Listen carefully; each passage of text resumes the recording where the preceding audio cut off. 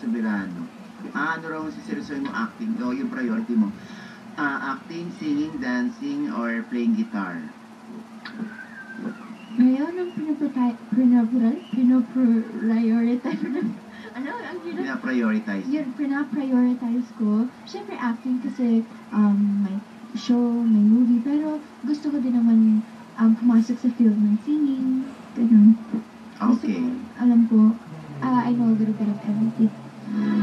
Ayan, si Pauline Luna ay nanonood sa atin. Oh, hi, Cousin Si Ate Pauline mo. I'm watching you guys. Hi Liza, I love you, sabi ni Pauline Luna. Thank you po, ate. I love you too. Okay, meron pa rito, no? Ano kung dami na nakakaloka. Paano ko ba ito ba?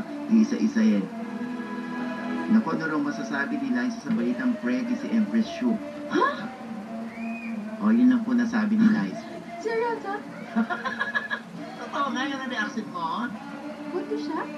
Oo, buntis, 3 months. Ha? Oo. Naman na yung lumabas. Kasi last month kasi 2 months pa lang. Ha? Seryoso? Oo nga. Ano ka ba naman noon? Sino daddy? Ha? Sino daddy? Pero basta non-showbiz. Eh, di ba? So, huwag ka na makialam. Baka mapagbintangan kang ikaw ang dahil. Charot. Ano, kinikilig talaga ako sa Liz Ken, sabi ni Emily De Jesus. Mid-30s na ako pero feeling teenager ako pag napapanood ko ang Liz Ken. May nagtatanong anong gift ko po kay Ken nung birthday niya, wala. Siya may gift sa'yo ng na ospital ka lang. Ito po. Opo, balloons na galing sa birthday niya. Balloons na may ilaw. Talaga? May ilaw sa loob? Opo, may ilaw. Talaga. Prepared ka raw ba na ma-feature sa cover ng isang sexy man? No. Sabi ni Sir Rog. No. Ayan. My only hopey, yun ang kanyang pangalan dito sa Twitter. Kailan siya mag-enroll sa college? At what course po? Ayun nga po, sinabi na ni Liza, BS Psych. Nag-message yung friend ko sa school.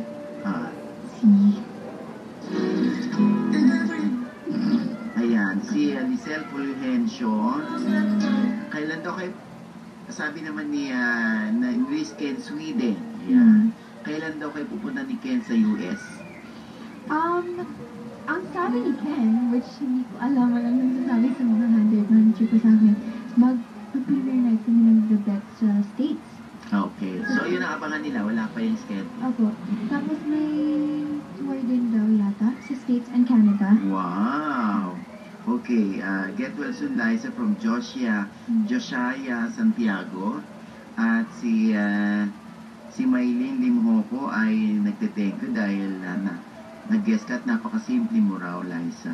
Thank you. Hi, MJ, Vanette, Sia, and Joshua. Schoolmates ko dati po. Okay. Lori. Saan yan? Saan yung school? St. Patrick's School po. Oo, yan. Hi, Liza Gators and lesbians. Okay. Lesbians talaga. Lesbians or lesbians. Okay. Ay, yung mga fans mo, yung mga grupo, kabisado yung mga mga kinetics, mga Lizkens. Lizken System, Tatak Lizken Global, ano pa ba? Lizanians, Lizadix, ba yun? Kabisado kasi na per account kasi, hindi ko kabisado yung grupo. Sorry. Di pa raw na. Sorry. Yung pala yung nabasa ko. Okay, yun daw ang yung target nila is maka 1 million. So, 770,000 na ang views. Okay. Guys, manood pa kayo ng manood para maka 1 million by tomorrow kasi yan yata yung pangarap nila. Pangarap mo din? Visit ka sa Sweden, Liza, dala ka lang ng jacket. Sige po, papuntahin niyo po ako. Ayan. Mangingi lang kami kay Willie Refilling. Charot. Sabay ang banda sa Cubao. Yan, Sweden. Charot. Okay. So, Liza, ano pa yung matutungayan nila sa Forevermore? Ano yung dapat pa nilang abangan? Dapat abangan. Kung hanggang saan, kung hanggang kailan kakayanin ni Agnes na makipag Tikisa. professionalism lang kay Sander. Oo nga, dahil puro ganun. Mm-hmm. Masasabi mo, naiinis sa'yo yung mga tao na parang ano ba yan? Kahit po ako, naiinis po ako kay Kay Agnes. Agnes. Pero, actually, naiinis ko ako sa kanya in a cute way. Kasi, ako naiintindihan ko si Agnes kasi I played her character. So, I kind of went through her life and I understand where she's coming from. So, if you were to go through those kind of things, you would be like that too. Pero si Agnes, at least binibigyan niya pa ng chance si Sander, yung mga ibang tao, hindi. Diba? Ayan ha. How does Ken make Liza feel special? From Bernadette ng Canada. From Canada po. Hi Bernadette from Canada. Kasi lagi siya nandyan para kausapin ako pag may problems and magaling siya magbigay ng advice. Di ba magaling mag-advise si Ochi? Charot lang. Ako lang nagsabi. Magaling. Ayan, sabi ni Peanut ng Goober Happy 88. Ayan. I love Liza's speaking voice. Beautiful, articulate, classy, and refined. Ayan. Pabati raw ang Forever Lisken. Si Ira from Cavite. Hi Ira from Cavite and forever just din ang name mo sa ano. Twitter. Oo. Kaya si Rocky, avid viewer ng Forevermore, ay, tsaka si, ano to? Si Sheila. Sino ba si Sheila ng DCMM? Anong Garga? Marcelo, Sheila Marcelo. Yan, yung mga nakikinig dito, yung mga staff ng DCMM. Hi po. Hello, ayan. At, kailangan ba ng another PA ni Liza, sabi ni Lee? Hindi po. Marami na po akong kasama. May tita po ako, may dugo na nga ako, may atilita pa ako. Minsan kapatid ko din siya. My nag-tweet si Liza so good. Please motivate us in achieving our 1 million views goal. Okay, pag naka 1 million kayo, sasayaw ko yung worth it. Wow. Ito, sabi ni MJ Felipe na wala absent dito, no? Liza, saan ka na sa target ng manager mo na 2 bahay, 1 kondo at 2 sasakyan? Wala pa po. Actually, sisimulan pa lang po. Oo. Malapit na MJ, ha? Ayan. Matutupad na yun ni Liza dahil alam mo yan si Liza nung mga araw, ano? Feel. Parang I don't think it's for me. Talaga. Kasi nga, syempre, meron kang height 5'6". Tataas ka pa nga niyan eh. Si Tita Sherbet Ilakat, ayan. Naalala ko si Tita Sherbet. Pag pupunta ka dun, wala pang Forevermore. Oo, nakaupo ka lang doon sa, yung pag-party namin sa bahay ko. Sa gilid lang. Sa gilid. Pinapakanta mo po. Tapos wala masyadong pumapansin sa'yo. Tapos nung pumunta na si Liza nung birthday ko nung January, naloka ako. Parang hindi ko na birthday. Dahil lahat nakapila sa kanya, nagpapapicture. Anyway, Liza, ito pa, pakibati raw ang graduates ng Angelicum School, Iloilo Batch 2014 and 15. Hi to the Batch 2014-2015 of Angelicum School in Iloilo. Congratulations, guys. Ayan, from Anton Lopez. Hi, Anton. Okay, ayan na. Huwag kang gagaya sa ibang actress na parang hindi kagandahan daw kung kumilos. Please remain simple and innocent. Please sagutin mo na si Enrique. Mas mabait siya at hindi ka Ang galing nagsagot. lolokohin. Magkamukha rin kayong dalawa. May nagsabi na ba sa inyo na magkamukha kayo ni Ken? Dami po. Ang dami po, lalo na sa taping. Mukha kayong magkambal. Ha? Magkawig nga kayo. Pati yung kapatid ko sinasabi na kamukha ko, hindi ko po nakikita. Kamukha mo yung kapatid mo nga? May nag-tweet, sasayaw si Liza ng worth it kapag na-reach ng 1 million. Asan muna yung boss cover? Ano yun? Trust issues daw. Okay. Hindi yan. Sige, bukas na yung boss cover ko. Pag naka 1 million kayo bukas, gagawa na rin kagad ako ng worth it video. Meron ka pa bang gusto nga maging makasama like ibang leading man? Leading man? O gusto mo lang talaga mapirme sa Lisken? Okay lang. Kasi may mga artista kasi gusto nila, may mga artista na gusto nila hindi lang sa isang leading man o leading lady na pipirme. Gusto nila umiikot sila para daw hindi sila, para sa lahat pwede sila. Ikaw? Gusto ko po si Sam Milby, Jericho Rosales, John Lloyd Cruz, mga ganun.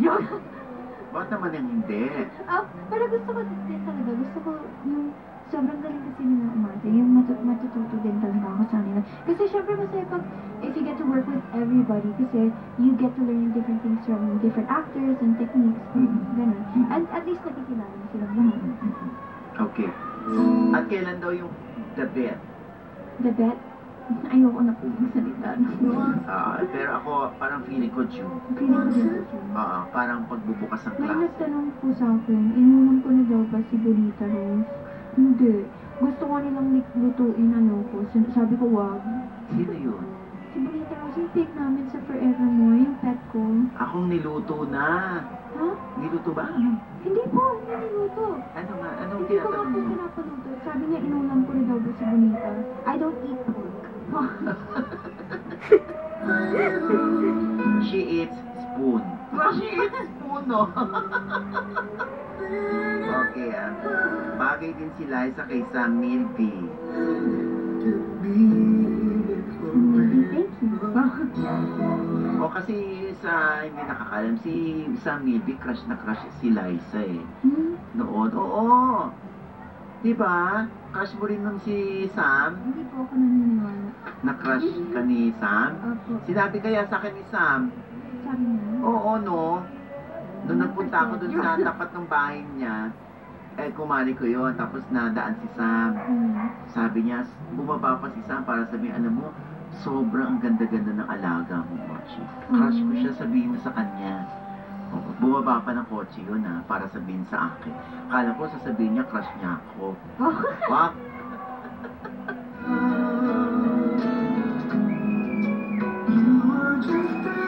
Okay, paano daw na-discover si Liza? Pakikwento naman po from Fem ng Quezon City. Ayan. Ayan po yung kanyang discoverer, si Dudu. Ayan, si Dudu.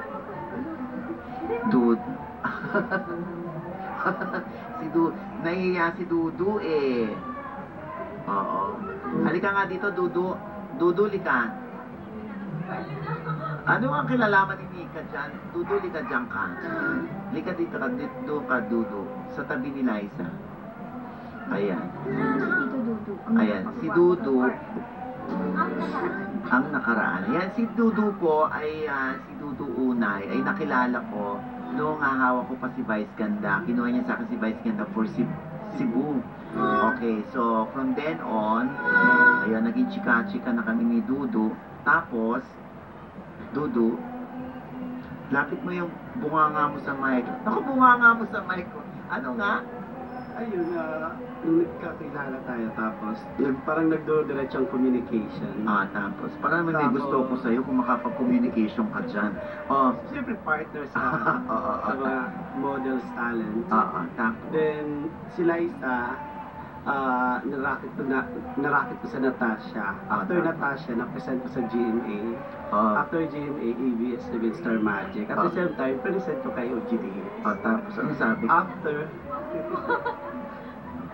hindi nila di ba? Parang walang masyadong pumush sa kanya. Oo, tinitingnan lang siya. Ito naman, kay Tita John, na ayaw niya mag-GMA. Gusto niya ABS lang. Wow! Totoo. Oo, Siya lang nagsabi. Pero nakakontract kami 1 year sa GMA. Pero 1 week grace lang. period. Oo, may 1 week lang. Hindi, totoo. Ako na nga magkukwento. Kasi may grace period sa GMA na 30 days na pwede mag-back out yung talent pag ayaw na niya. Ngayon, pag lumampas yung grace period, automatic, tuloy yung 1 year. Tama? Oo. So, yung nakaka 2 weeks pa lang yata. nag-send na 1 kayo week lang. 1 week. Mm. Nag-send na kayo ng release. Nagpapa-release na kayo. Withdrawal letter. Oo, ha? Withdrawal. Oo, yun. Withdrawal letter. Okay. So, yun na. So, yun ang kwento. The rest is history. Okay. So, sandali lamang po, ha? Diyan lamang po kahit mukhang exciting ito, ha? Diyan lamang po kahit magbabalik pa po ang OMJ naman!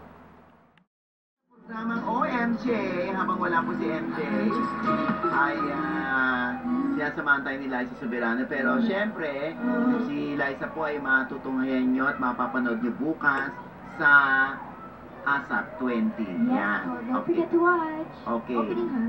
Okay, so ang iyong pasasalamat sa mga lahat ng tumatangkilik at naging dahilan kung bakit nagna-number 1 ng Forevermore, ang iyong message. Gusto ko lang po mag-thank you sa lahat po ng nanonood ng Forevermore at patuloy sumusuporta sa amin, sa lahat ng cast, sa amin ni Kit, and sa Forevermore mismo. Thank you very much. And sana hindi po kayo magsawa kasi marami pang magagandang mangyayari sa Forevermore. And everything we are doing sa show is for the audience para matuwa kayo. And we always try to give our best and our 100% effort para mag-enjoy kayo gabi-gabi. So, thank you, and natutuwa po kami pag nakikita namin na nag-trending worldwide and everything. It really, parang nai-engage po kami pag nakikita. Lalo magtrabaho. Opo. Oo. At Thank yung you. The Bet, Opo, yung The Bet po, sana, this June na po, yun. Abangan nyo na po rin yun. And yung launch po ng Shine Pilipinas bukas. oo. At pwede ka na rin gumawa ng album. Ay, sana po pag-pray nyo yan. Sabi ng Star Records sa akin, ni Roxy. Yes, oo. Oy, pag-gawin natin ang album si Liza, ha? Pagkatapos ng Forevermore. Opo. O, sabi ko, oo naman, gusto-gusto ni Liza yan, ano? At itutuloy mo rin ang pagigitara mo. May It Girls concert pa po. It Girls, Opo, yeah. may It Girls concert pa po. Pero wala pa pong final details. Ayan, yan. Yung It Girls ay composed of Catherine Bernardo, Julia Barreto, Janela Salvador, and Liza Soberano. Okay, ayan. Thank you, Liza, Thank you po. ha? Thank you. Ayan. Mukhang mapa 5 minutes ka pa dyan dahil syempre nakaabang na yung ating mga pa-picture. Okay. Ayan. Thank you, ha? Yan po si Thank you, Liza Daddy. Soberano. Thank you, anak, ha?